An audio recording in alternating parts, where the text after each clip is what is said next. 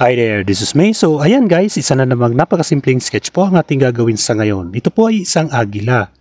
Ang mga agila ay mga mandaragit na may pambihirang paningin na nagpapahintulot sa kanila na makakita ng biktima mula sa malalayong distansya. Karamihan sa mga agila ay mga malalaking sukat na may mga pakpak na hanggang 2 to 3 meters. Ang dieta nito ay batay sa pangangaso ng iba pang mga species.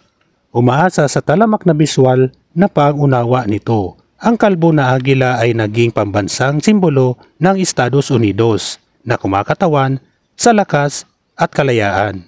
Ang agila ay ang pang-uri na ginagamit upang makilala ang ilang uri ng malalaking ligaw na lumilipad na nilalang na ang mga pamumuhay ay umuunlad sa himpapawid. Sila ay mga hayop ng kaharian na nangangaso ng iba.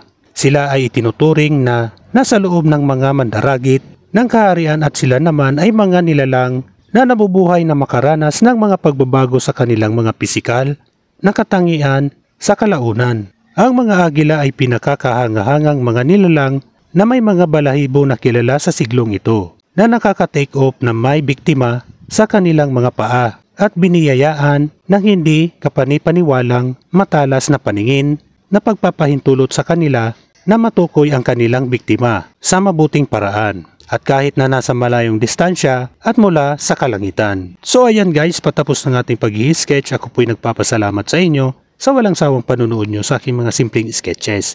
So ayan guys, tapos na nga po. Maraming salamat. Bye bye. Thank you.